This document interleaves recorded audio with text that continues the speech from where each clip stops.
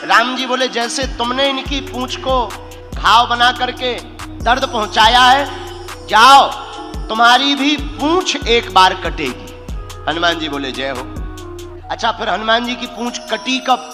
रामेश्वरम में जब शंकर जी की शिवलिंग की स्थापना होनी थी तो राम जी ने हनुमान जी को कहा कि जाओ कैलाश पर्वत से भगवान शंकर के पास से शिवलिंग लेकर आओ।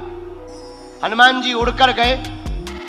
आपको यहां पर एक बात और बता दें, रामेश्वरम राम जी तब जा रहे हैं जब लंका में रावण का वध करना है तो जानकी जी को लाना है। लेकिन यहां रामेश्वरम की प्राण प्रतिष्ठा में जानकी जी स्वयं सम्मिलित हुई हैं और रावण स्वयं लेकर आया है जानकी माता को। कब? जब राम जी को शंकर जी की प्राण प्रतिष्ठा करनी थी तो विचार विमर्श हुआ कि विद्वान कौन है जो बढ़िया प्राण प्रतिष्ठा करता हो। तो जामवंत जी बोले वर्तमान में एक ही विद्वान है जो अपना शत्रु है, रावण।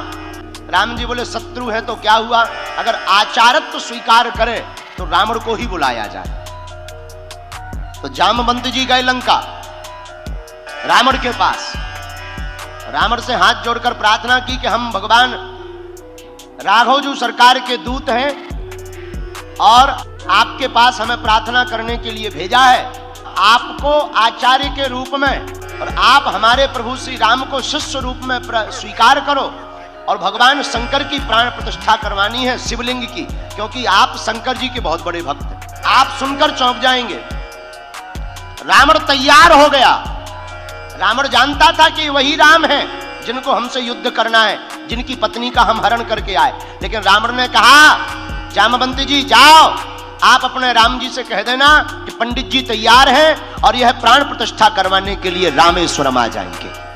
लेकिन एक बात बताओ, हमारे यजमान के पास सामग्री तो पूर्ण है, क्योंकि जो सामग्री पूर्ण ना हो वो पूर्ण करने की जिम्मेदारी आचार्य की होती।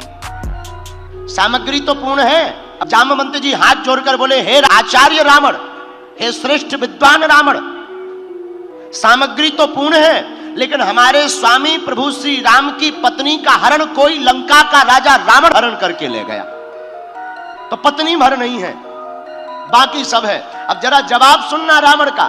बोले चिंता मत करो जामवंत जी, हमारे यजमान राम से कह देना कि आचार्य रावण स्वयं लंकाधिपति रावण से कुछ देर के लिए जानकी जी को उधार लेकर के आएगा। आश्चर्य वाली बात यह है कि रावण माता जानकी को पुष्पक विमान पर लेकर के रामेश्वरम आया, उतरा। भगवान श्री राम ने प्रणाम किया। भगवान राम से पूछा क्यों, सामग्री तो पूर्ण है। भगवान राम ने कहा हे आचार्य श्रेष्ठ रावण, बाकी सामग्री तो है, बस पत्नी नहीं है, पत्नी के बिना यज्ञ अधूरा होता है। तो आचार्य रावण ने कहा चिंता मत करो यजमान राम, हम लंकाधिपति रावण से तुम्हारी पत्नी को कुछ देर के लिए लेकर आए। पुष्पक विमान पर श्री जानकी जी विराजमान। वापस आए, हनुमान जी वहां शिवलिंग लेने के लिए गए। मुहूर्त निकला जा रहा था तो राम जी ने कहा मुहूर्त निकल ना जाए, देवी जी कोई उपाय करो। तो माता जानकी जी ने अपने हाथों से शिवलिंग रेती का बना दिया और मंत्रों से आचार्यों ने ऋषियों ने रामेश्वरम की प्राण प्रतिष्ठा करा दी। तब तक हनुमान जी आ गए। हनुमान जी शिवलिंग लेकर आए। महाराज आपने कहा था लेकर आओ, हम तो आ गए, लेकिन आपने तो प्राण प्रतिष्ठा ही करा दी, हमें बड़ा दुख हुआ। हनुमान जी के भाव को देखकर राम जी बोले परेशान मत हो, एक काम करो, तुम ये शिवलिंग जो रेती वाला है इसे उठाकर उसकी जगह ये कैलाश पर्वत वाला रख दो। श्री हनुमान जी महाराज रामदूत हैं, अतुलित बलधामम। हनुमान जी ने पूरा बल लगाया लेकिन शिवलिंग उखड़ा नहीं, उठा नहीं। यहां तक कि जितना बल हनुमान जी के पास था उठा नहीं। हनुमान जी ने अपनी पूंछ लगाई, पूंछ से शिवलिंग को पूंछ में लपेटा और ताकत लगाई।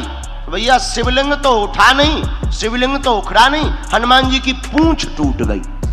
हनुमान जी बोले जय सिया राम। राम जी बोले कहो हनुमान जी बोले पूंछ ही टूट गई। लेकिन एक बात बोले, हनुमान जी की पूंछ टूट जरूर गई पर जुड़नी भी है। बोले क्यों? बोले पूंछ हमारी नहीं, पूंछ तो प्रभु श्री राम से हमारी है। तो मां जानकी जी ने पूंछ उठाई, रघुनाथ जी ने पकड़ी और पुनः पूंछ को जोड़ दिया। वही दर्शन आज भी पुच्छ छिन्न श्री मारुति हनुमान जी के दर्शन आज भी रामेश्वरम में होते हैं।